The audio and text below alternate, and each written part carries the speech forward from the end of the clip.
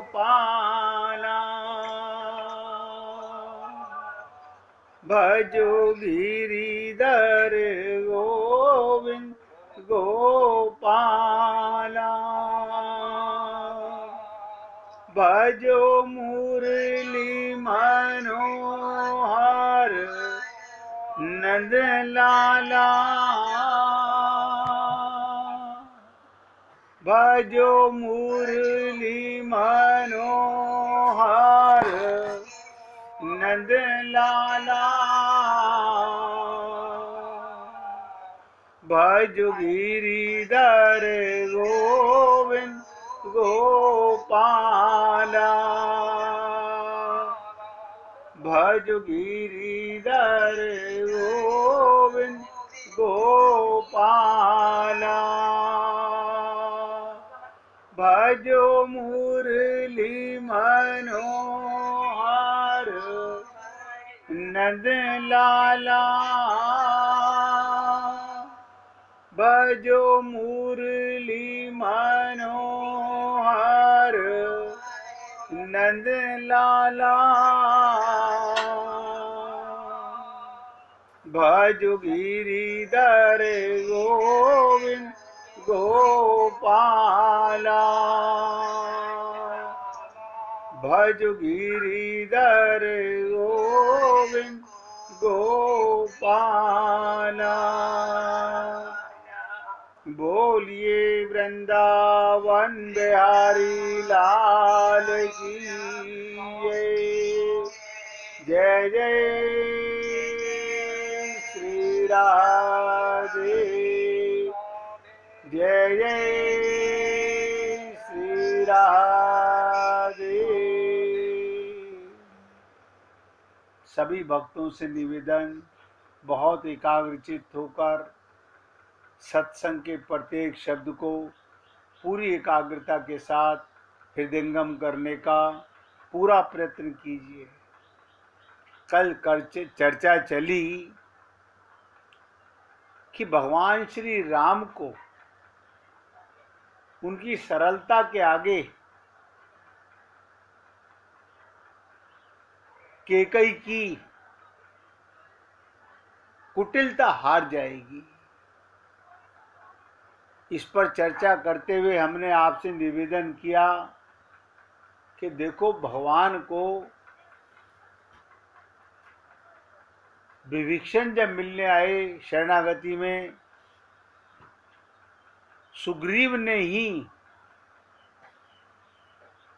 रोकने का प्रयत्न किया, लेकिन भगवान ने उसकी शरणागति पर कोई ऐतराज नहीं किया। मैंने आपसे निवेदन किया, सुग्रीव के माध्यम में भी भगवान जब सुग्रीव शरणागत हुए, उन्हें सखा कह के संबोधित किया, और भगवान लक्ष्मण से कह रहे हैं कि देखो, सुग्रीव में दो बहुत विशेष गुण थे जो नवदा भक्ति में आते हैं।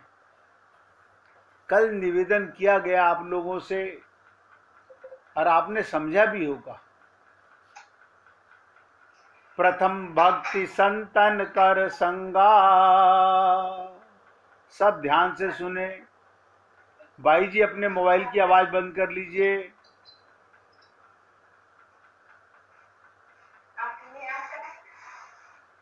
भाई जी आपके मोबाइल की आवाज बंद कीजिए। पूरी एकाग्रता से सुनिएगा। प्रथम भक्ति संतन कर संगा।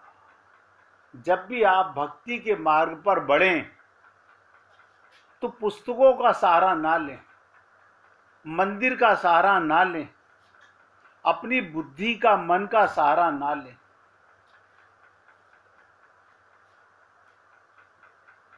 आप और हम सब लोग संत के पास तो बहुत समय के बाद पहुंचते हैं। उससे पहले तो हमारे को अपने आप, हमारे माता पिता, दादा दादी, नाना नानी के द्वारा बहुत कुछ भगवान से मांगने का कार्य सिखा दिया जाता है। मांगना प्रेम भक्ति नहीं होती है। अब क्योंकि कच्ची मिट्टी के अंदर मांग घोल दी गई, छल कपट छिद्र सिखा दिया गया, जब हम संत के पास पहुंचते हैं तब तक हम पके घड़े की तरह हो चुके होते हैं और हम ऐसा महसूस करते हैं कि शरणागति होने से भगवत प्राप्ति हो जाती है। तो हमने यही सोचा, हमने दुनिया को झूठ बोला है, गुरु को भी झूठ बोल देते हैं कि गुरु जी हम आपकी शरणागति में हैं। लेकिन बोलना शरणागति नहीं होती। शरणागति का मतलब मैंने कहा था मन बुद्धि का पूरी तरह सरेंडर करना। क्या सरेंडर करना? अब हम अपना मन और अपनी बुद्धि गुरु जी को दे दें, फिर हमने संसार का काम कैसे करेंगे, हम अपना व्यापार कैसे करेंगे, घर का काम कैसे करेंगे? आपने कोई मन बुद्धि निकाल के गुरु जी को नहीं देनी है। क्या करना है? अपनी मलिन मन बुद्धि को गुरु की शुद्ध बुद्धि में मिलाना है। आपने देखा होगा एक ड्रम जल हो, उसमें एक चुल्लू गंगा जल डाल दो तो हमें सारा गंगा जल का भाव देता है। दूसरी बात मैंने निवेदन की थी, संतन का संग करने का मतलब होता है जो रहा, जो प्रेम, जो भक्ति मेरे गुरु सिखा रहे हैं मुझे वही करनी है। हमें देवताओं के पीछे नहीं भागना है। आप कहेंगे हमारे कुल की रीतियां हैं। कुल की रीति में भगवान की भक्ति ही बताई गई होगी, क्योंकि वृक्ष के जड़ को पानी देने से पूरे वृक्ष में पानी फैल जाता है। हम लोग इसी दोहरी चाल में लगे रहते हैं, अपनी मान्यताओं के चक्कर में, कुटुंब के चक्कर में, यानी इसी शरीर के कुटुंब को हम अपना कुटुंब मान रहे हैं। जो हमारा सदा का साथी, हमारा सदा का पिता परमात्मा है, उसे भूल रहे हैं। आप बताइए कौन है आपके पिता? ये मिट्टी के शरीर के पिता को पिता कहते हो? ये तो तन का पिता है, ये आत्मा का पिता नहीं है। ये माना कि भगवान की कृपा से यही मिलते हैं, लेकिन मनु ने कहा, कल भी मैंने आपसे निवेदन किया था कि भक्ति करने के लिए मन बुद्धि का सरेंडर करना होता है। माता पिता से शरीर मिला, वो शरीर संसार की सेवा करने के लिए, सत्कर्म करने के लिए मिला, लेकिन गुरु की कृपा से हमें आत्मज्ञान होता है। आप देख लीजिए, सारा जीवन गुजर जाता है, व्यक्ति ये नहीं जान पाता कि मैं कौन हूं। हमें अंत तो गत्वा भ्रम बना रहता है कि मैं हूं कौन। यही प्रश्न जीवन में हल नहीं कर पाए और हम लोगों के सलाहकार बन जाते हैं। हम उनको एडवाइस देते हैं। एडवाइस आप दे सकते हो, सांसारिक एडवाइस दे सकते हो, भौतिकवाद की एडवाइस दे सकते हो। आध्यात्मिक जब तक तत्व ज्ञान नहीं, मैं कौन हूं, मेरा कौन है, अब मेरा कौन नहीं है, तब तक क्या कर रहे हैं हम? और मैंने आपसे कई बार निवेदन किया, हम तथाकथित इन पंडितों के चक्कर में पड़ करके अपना जीवन भ्रष्ट कर लेते हैं। तो भगवान कह रहे हैं, शबरी से कहा, संत का संग मेरी पहली भक्ति है। और संग का मतलब होता है मन बुद्धि से संग करना। सुग्रीव के जीवन में यह सूत्र विद्यमान है, क्योंकि उन्होंने हनुमान जी का संग किया हुआ है। वो भले ही दुर्बल चरित्र हैं, हमारी तरह कामी हैं, क्रोधी हैं, लोभी हैं। ध्यान दो, सुग्रीव में सारी कमियां हैं, लक्ष्मण जी को भगवान बता रहे हैं, लेकिन उसमें सबसे बड़ी खूबी संत का संग किया हुआ है। और दूसरा लक्षण बताया जिससे भगवान बहुत प्रभावित हुए कि सुग्रीव में सरलता बहुत है। ये नवदा भक्ति का 9वां गुण है। नवम सरल सब सन छल ही ना। कोई व्यक्ति अपनी कमजोरी बताए, इससे बड़ी सरलता क्या होगी। आप और हम लोग अपनी कमजोरी को छुपाते हैं, हम अपनी शरीर की बीमारी को नहीं छुपाते, मन बुद्धि की कमजोरी को छुपाते हैं। कितना सरल। किसी की पत्नी को उसका भाई कब्जा कर ले तो युद्ध करेगा कि भाग जाएगा।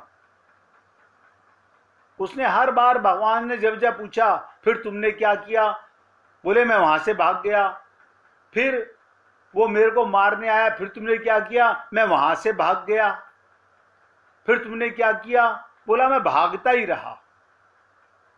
भगवान तो जानते ना, सबका हृदय जानते हैं। कहते ना, जानत हैं प्रभु सबके मन की। आप और हम लोग गुरु को धोखा दे सकते हैं, हालांकि वो दिया नहीं जाता है। गुरु भी कुछ दिनों के बाद में समझ जाता है कि ये अपने मन पर बुद्धि पर पर्दा डाल रहा है, छुपाव का लीला कर रहा है। वो डलता नहीं है, लेकिन हमें महसूस होता है कि उन्हें पता नहीं चल रहा, क्योंकि संत कभी बोलता नहीं है। तो भगवान लक्ष्मण जी को बता रहे हैं सुग्रीव की सरलता के बारे में। सुग्रीव इतने सरल थे, भगवान को अपनी आत्मकथा सुना रहे थे। उसे अगर कोई दूसरा सुनाने लगता तो अपनी कायरता नहीं बताता, अपने को अपनी कायरता को चुनौतियों के सामने भाग जाना कोई नहीं बताता। लक्ष्मण जी पर भी यही प्रभाव पड़ा। सुग्रीव ने अपनी आत्मकथा में बार बार कहा, लेकिन भगवान तो सुग्रीव की आत्मकथा सुनकर गदगद हो गए।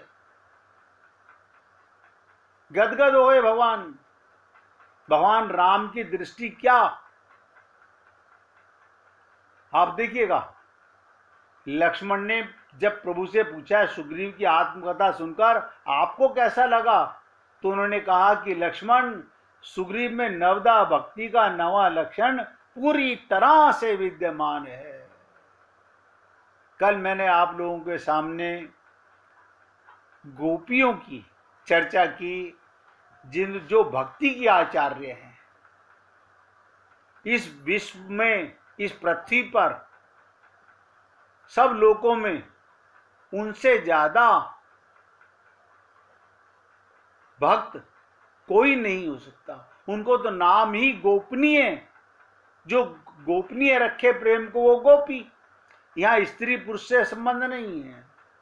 आप देखिए, एक पुरुष के सामने, परमात्मा के सामने, आप और हम सब लोग भगवान के सामने भगवान का व्रत करते हैं, भगवान की पूजा करते हैं और भगवान के लिए परिक्रमा करते हैं और न जाने क्या क्या करते हैं। और भगवान के सामने पर्देदारी करते हैं। आप लोगों को लगेगा तो क्या भगवान के सामने निर्वस्त्र हो जाएं? ये ध्यान से सुनो, ये शरीर के कपड़े उतारना वस्त्र निर्वस्त्र नहीं होता। जब चीरहरण की लीला भागवत में चल रही थी, बहुत सारे संत महात्मा चर्चा करते हैं कि भगवान के सामने वो निर्वस्त्र प्रार्थना करने लगी।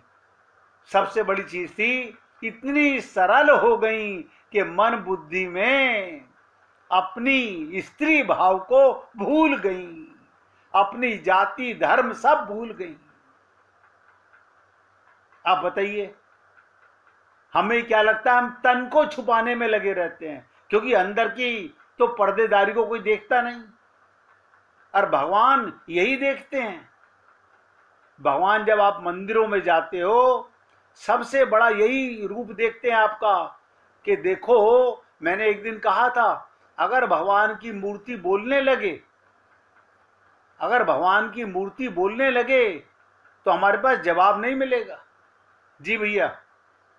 महादेव जी भी गोपेश्वर के रूप में है ना? बिल्कुल हैं, बिल्कुल हैं भैया, बिल्कुल हैं। वो भी गोपी, उन्हें भी गोपी भाव में आना पड़ा।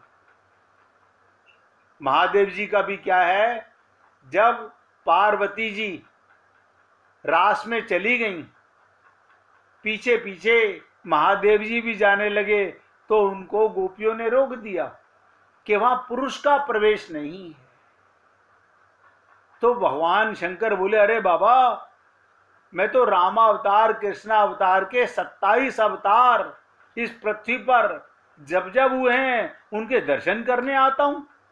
अब जब वो प्रेम बांट रहे हैं तो मैं नहीं जाऊंगा। तो ललिता जी ने कहा कि शंकर भगवान से आपको पुरुष माने होता है अहंकार, ये त्यागना पड़ेगा। बोले फिर क्या बनना पड़ेगा? बोले स्त्रीण। स्त्रीण का मतलब क्या होता है?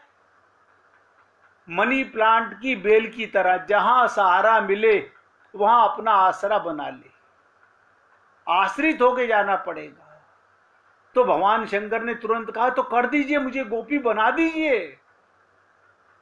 अब आप देखिएगा, गोपीन का मतलब होता है आत्म भाव से।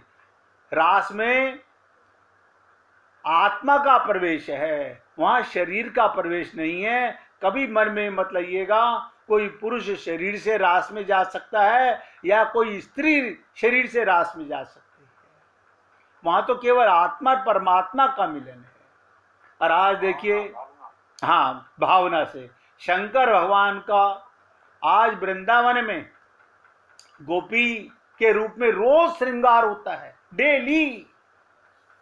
उनके मंदिर में, गोपेश्वर मंदिर में रोजाना गोपी का श्रृंगार होता है। और खाली वहां नहीं, जहां जहां कृष्ण के मंदिर हैं वृंदावन में, सब जगह भगवान गोकुल में, नंदगांव में, बरसाना में, सब जगह उनके विशाल मंदिर हैं। क्यों? भक्तों में टॉप करने वाले परम गुरु भगवान शंकर का ही नाम आता है। इसलिए हे पुण्य आत्माओं, ये नवदा भक्ति की सरलता की बात जो मैंने आपसे कही, छल कपट नहीं। अपने गुरु और प्रभु से छल कपट किस लिए कर रहे हो? आप बताएं, हम उसकी तो अंश हैं, वो हमारे साथ रहता है, हम उसकी गोदी में रहते हैं और उसी से मन में छल कपट करते हैं। यानी जो हमारा रक्षक है, जो हमारे को प्राण दे रहा है, आप सोचिए, उसी से हम छल किए जा रहे हैं। तो नवदी भक्ति के लिए सरलता प्रभु ने कहा, लक्ष्मण, क्या तुमने इस बात पर गौर किया कि सारी कथा सुग्रीव ने स्वयं सुनाई? कोई और सुनाता तो समझ आती कि बड़ा चढ़ा के बोल रहा है उसकी कमी को। सुग्रीव के संबंध में ये बातें अगर कोई दूसरा सुनाता तो सुनकर आश्चर्य ना हुआ होता, परंतु स्वयं सुनाते समय सुग्रीव जी चाहते अपने चरित्र को इस पद्धति से भी रख सकते थे जिससे उनकी अपनी दुर्बलता प्रकट नहीं होती, लेकिन बड़ी सरलता से उन्होंने अपनी दुर्बलता को स्वीकार कर लिया। और आप और हम सब लोग, ईश्वर जानता है, हम में दुर्बलताएं एक नहीं अनेक होंगी। ये बड़ी महत्वपूर्ण बात है। भक्ति शास्त्र में इससे अत्यधिक ध्यान दे दीजिएगा, इससे इंपॉर्टेंट, महत्व और कोई चीज नहीं। व्याख्या के रूप में इसे कह सकते हैं, व्यक्ति अगर रोगी है तो पुनः स्वस्थ प्राप्त करने के लिए उसमें सबसे अधिक महत्वपूर्ण गुण कौन सा होना चाहिए? रोग तो किसी न किसी भूल अथवा कुपथ्य का परिणाम होता है। इसलिए रोगी के लिए सबसे अधिक महत्वपूर्ण बात क्या? वैद्य के सामने, डॉक्टर के समक्ष अत्यंत सरल और निष्कपट भाव में अपनी भूल बता दे। निष्कपट भाव से। आप सोचो कि डॉक्टर को क्या छुपाना? अरे बाबा, डॉक्टर तुम्हारी अंदर की मशीन देखना चाहता है कि जो बीमारी आई है उसका मूल कारण कहां था, और आप उसे पर्दा डाल रहे हो। आप तो उसके लिए दीवार खड़ी कर रहे हो। हमें उसकी सहायता करनी पड़ेगी। हम ही तो बताएंगे हमें खांसी क्यों हुई, हमें शुगर क्यों हुई, हमारा बीपी क्यों बढ़ा।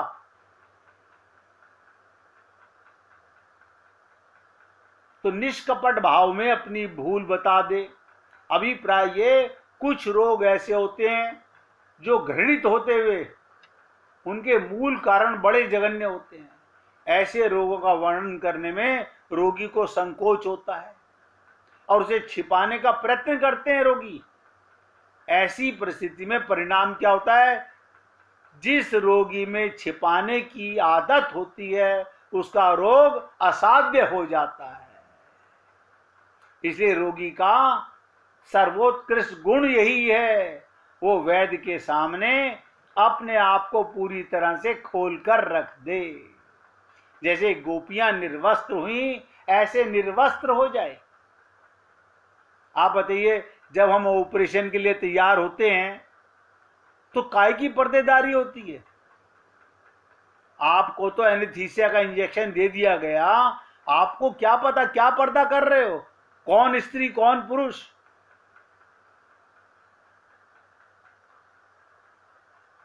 ये सबसे सरल उपाय है स्वस्थ होने के लिए।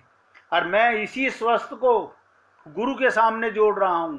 जिस दिन आप अपने गुरु के सामने अपने मन के, अपनी बुद्धि के, अपने मन और अपनी बुद्धि के सारे रोगों को खोल के रख दोगे कि हाँ हम में ये रोग हैं, तो आप सोच के देखिएगा, गुरु को आग लग जाती है कि हे प्रभु, कोई ऐसा रास्ता बताओ जिससे इसको निरोगी बनाया जा सके, इसे स्वस्थ किया जा सके। स्वस्थ माने एक होता है शरीर से, एक होता है अपने आत्मा में स्वस्थ होना। इसे आत्मज्ञान कैसे कराया जाए? मैं यहां पर फिर आपसे बता रहा हूं, नरेंद्र भाई की तारीफ कर रहा हूं। उन्होंने कई बार कहा, आप सब लोगों के बीच में कहा, पर्दे में नहीं कहा, कि अहंकार इतनी आसानी से नहीं जाता। अभी एक दिन उन्होंने कहा, अब मुझ में क्रोध जो पहले आता था अब आने से पहले महसूस होने लगता है। आप सोचिए, आप और हम लोग, हमसे कोई पूछे, आप कहेंगे नहीं हम में तो कोई अहंकार नहीं है। ऐसा कोई जीव ही नहीं है जिसमें अहंकार ना हो। काम, क्रोध, लोभ, मोह, मत्सर, ये सारे रोग होते हैं, लेकिन कौन अपने को एक्सेप्ट करता है?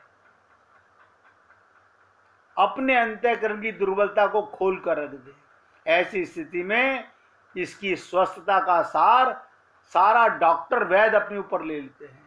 रोगी जब वैद्य के सामने अपने दोषों को पूरी तरह से खोलकर रख देता है, तब उसकी चिकित्सा करके उसे स्वस्थ बनाने का सारा वैद्य के ऊपर भार आ जाता है। बिल्कुल सचमुच में इन दो गुणों के कारण प्रभु सुग्रीव पर रीझ गए।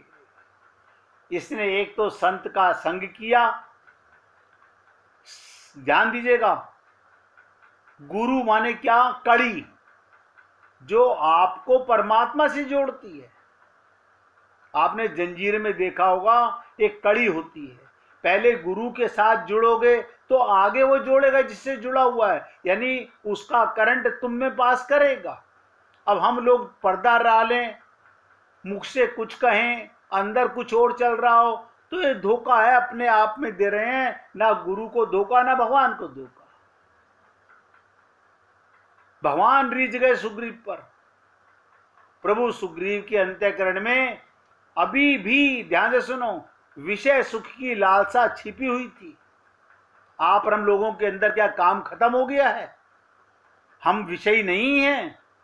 आप बताइए, आपको सबको ऐसा लगता है खाली काम का मतलब एक इंद्रिय का उपयोग? नहीं नहीं, आपकी पांचों ज्ञान इंद्रियां जो कर्म करती हैं उसके अंदर विषय सुख नहीं है।